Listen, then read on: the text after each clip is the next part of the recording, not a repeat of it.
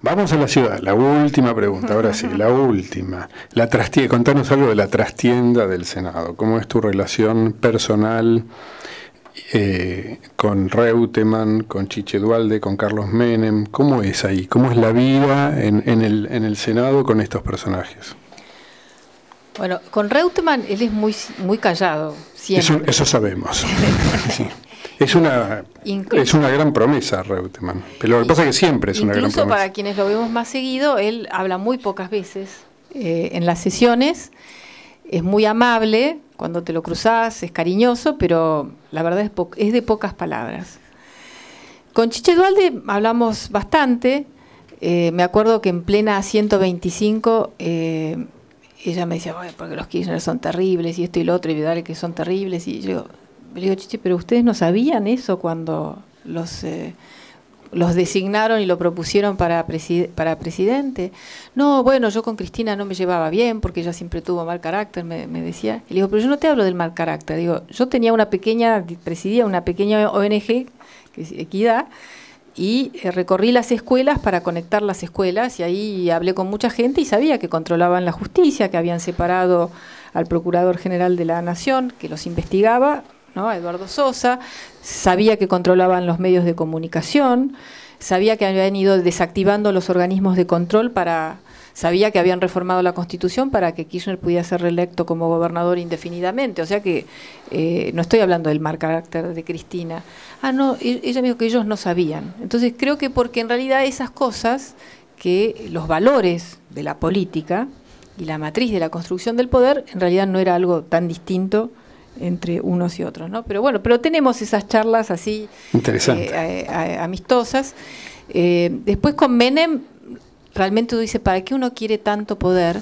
Porque después uno ve como él es como un viejito. La decrepitud. Sí, un viejito, un abuelito que nadie toma en cuenta, se sienta en la mesa de presidentes de bloque y realmente nadie lo toma en cuenta, ¿no? Y los mismos que lo adulaban hace... Y no habla, además. No, casi no habla. No, te saluda amablemente, pero es casi como una charla de abuelito. No, jamás. Ya no intenta seducir a las mujeres. No. Ahora se ha encorvado mucho. ¿Y Pichetto? Y Pichetto, mira, Pichetto perdió mucho poder desde que cuando vos decías, bueno, un congreso que no estamos en paridad porque hay que admitir que el oficialismo vuelve a recuperar muchas de los senadores que se le van y entonces creo que ellos tienen una leve mayoría, ¿no? No controlan del todo, pero no es tienen un poco más de poder que nosotros.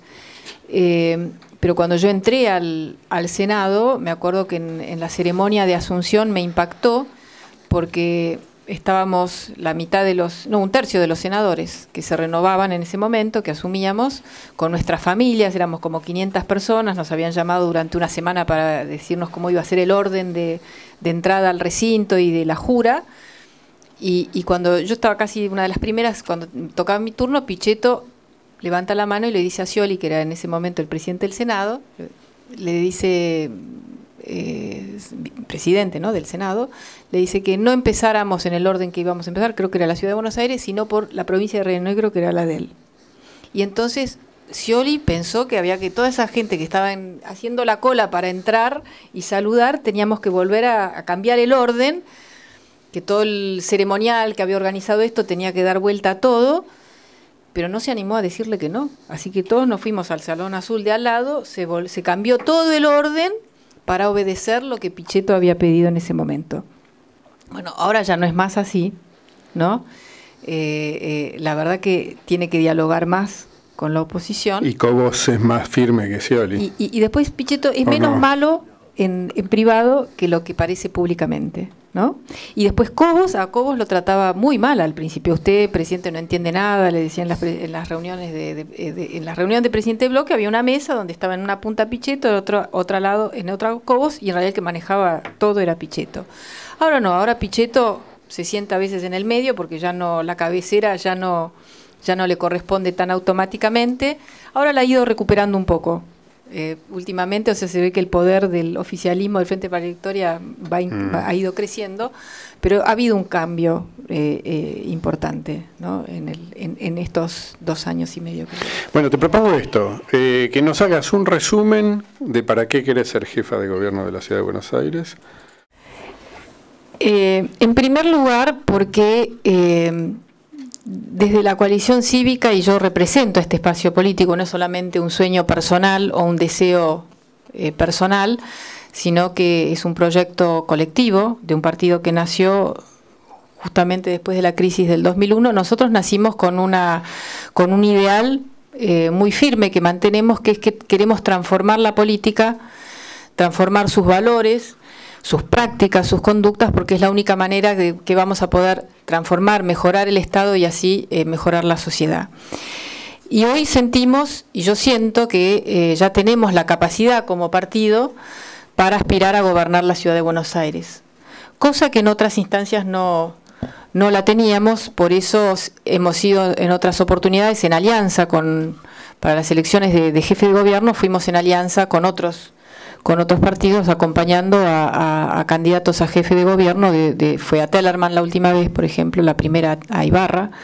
O sea que hoy sentimos que podemos ir por nuestra cuenta, con nuestros dirigentes, con mi persona como candidata, para realmente con este ideal. Nosotros queremos que el Estado en la Ciudad de Buenos Aires recupere lo que alguna vez, tal vez hace mucho tiempo, era algo que los porteños sentíamos que era claramente así, que lo público era lo de mayor calidad, que las escuelas públicas eran las escuelas de excelencia, que los museos públicos eran los grandes museos, que los hospitales que se hacían hace 100, 60 años eran lo de vanguardia, ¿no? Nosotros creemos que ese sueño es factible hoy. Estamos viviendo un momento inédito. El presupuesto de la ciudad de Buenos Aires es el más alto de su historia democrática, al menos en la historia democrática, y puede ser que de muchas décadas hacia atrás también. Es de 27.000 millones de pesos. Se espera que con la inflación a fin de año sea 30.000 finalmente el ejecutado. Cuando yo era legisladora, en el año 2004, cuando entré a la legislatura, era de 4.500 millones de pesos. ¿Dónde están esos 25.000 millones de pesos? Lo hemos visto en los hospitales del siglo XXI, el desarrollo de la zona sur, que es hacia donde tiene que crecer la Ciudad de Buenos Aires, toda una nueva urbanización con escuelas de excelencia. No hemos visto nada de eso. Lo único que vimos es, bueno, restaurar el Colón, que bueno, qué suerte, pero esa obra tiene 100 años. Tendríamos que haber hecho el centro cultural, el teatro de las artes del siglo XXI, ¿por qué no en la zona sur? ¿No? Uno nuevo, no solamente...